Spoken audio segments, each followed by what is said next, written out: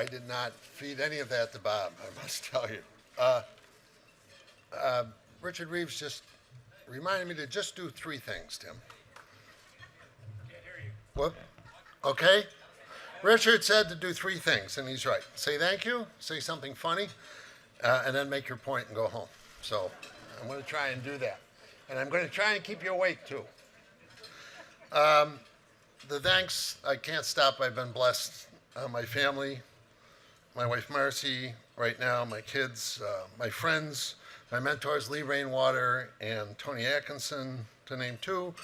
My co-authors who are here, Barbara Torrey, David Johnson, my students, Janet Gornick, who's inherited the Luxembourg Income Study from Lee and I and built it beyond anything in 10 years that we could imagine, and the wonderful institutions that I've been able to interact with, including the Center for Advanced Studies, thank you, where Claude Steele and I had a wonderful year together in 94, 95, the Russell Sage Foundation, the MacArthur Network, and Families and Kids, to name a bunch. I have truly been blessed, and I deeply appreciate this honor. So thank you all. And thank you to all my friends here, particularly Sheldon Danziger, Greg Duncan, and others who I've known for 30 and 40 years. Now, suppose I got the Galbraith Award, right? So I have to say something about Galbraith, and I've always loved this line. This is what he said to the Harvard graduating class in the mid-'60s, that I want to tell you that it is really important in your life to comfort the afflicted. But I also want you to know that you'd also go out and afflict the comfortable, especially when they're comfortably, contentedly, and even happily wrong. I think this is a good time to do that, to be quite honest. I'm just getting warmed up. Now I want to go on to talk about, pull together some of the things I've learned quickly into something that I'm calling overcoming the politics and economics of social and economic fragmentation in the name of kids. I've always cared a lot about kids. And you all know we live in a very fragmented society. I don't have to tell you, we're becoming more divided economically, socially, racially, politically, and in the end, personally. We're divorced from one another. We don't talk to each other a lot. We don't share much. The people at this table, including me, the rich, benefit from our ability to save and accumulate, build wealth, self-insure, preserve your progeny with your own safety net and glass floor, build dynasties, and tax policy reinforces this and supports it and encourages it, okay? The richest among us can save and transmit wealth across generations in 529 plans and pensions and health savings accounts and expensive housing and with negligible inheritance taxes. And don't just take it from me, read Richard Reeves' new book, Dream Hoarders, which really nails this very well. On the other end of the scale, we got the poor, right? No assets or savings, they live on low wages, and they get targeted programs like SNAP and the Earned Income Credit. They're always at risk of reduction and sanction. They're unable to support the poor enough to provide real relief. If you think I'm working with a philosopher, Harry Brighouse, on the cost of a well-raised child, and think about what it takes not just to keep a kid from poverty, but to actually give a kid a fair chance in life, and we're nowhere near that. So what can we do to reunify Americans in this situation around kids? So I'm going to my cross-national roots now, because in rich countries of the world, what governments do is they provide health, education, and income support. That's what they do. That's 90% of what governments do. 80% of what we do because we have a big defense sector. But it's 90% of what governments do, okay? And you need it. You need merit goods that promote upward mobility, especially for children. Children don't choose their parents, and I was reminded of a Jim Hackman quote that a child's greatest uninsured risk is their parents.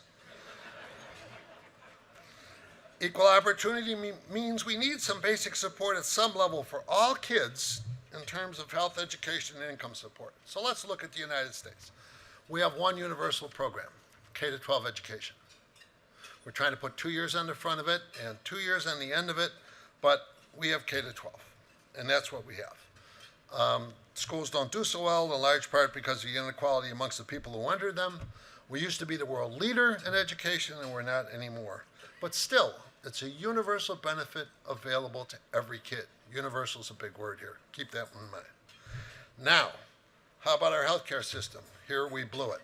Like Unlike all the rest of the world, which has a universal system, we have a mess. And you all know we have a mess. But some far-sighted thinkers, like my former friend and co-author Pat Moynihan, felt that there should be universal coverage for kids anyway. And between Medicaid and S-CHIP and employer insurance, we almost reached this level. Most kids in this country, 95% of them, have some form of health insurance, at least until the next reform bill is passed. They have it. So that's where we are. But now let's get to the key. What about income support?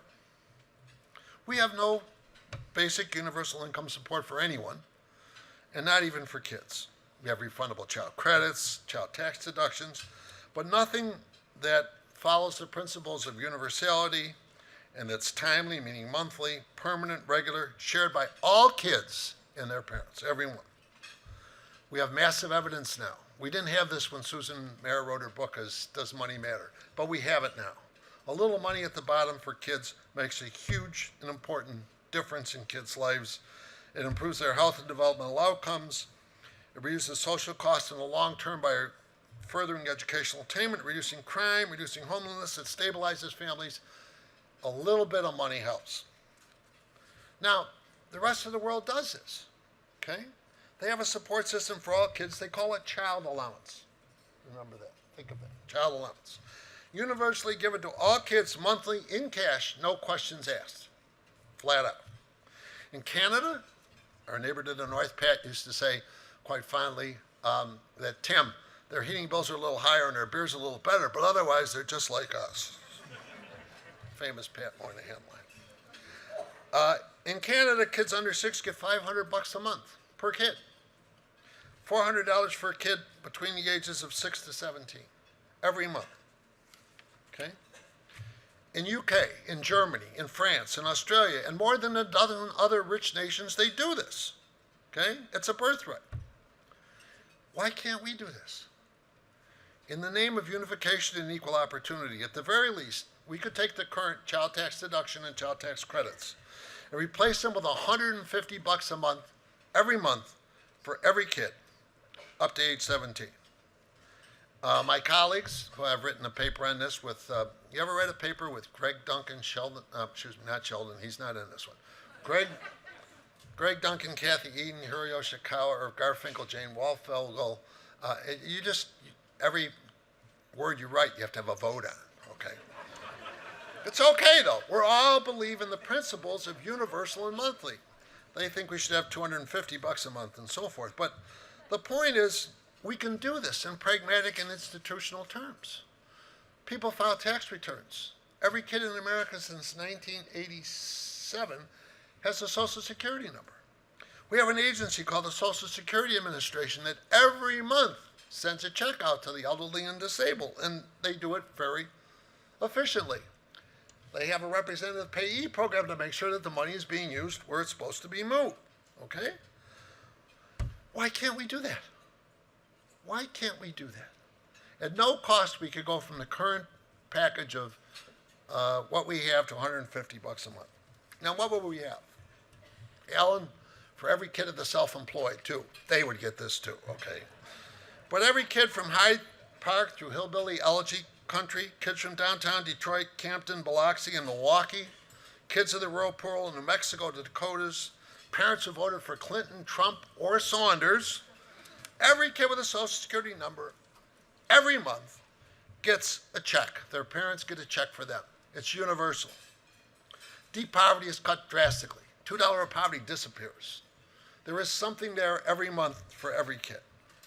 You know, contemporary conversations about government policies are toxic. You know, government can't do anything.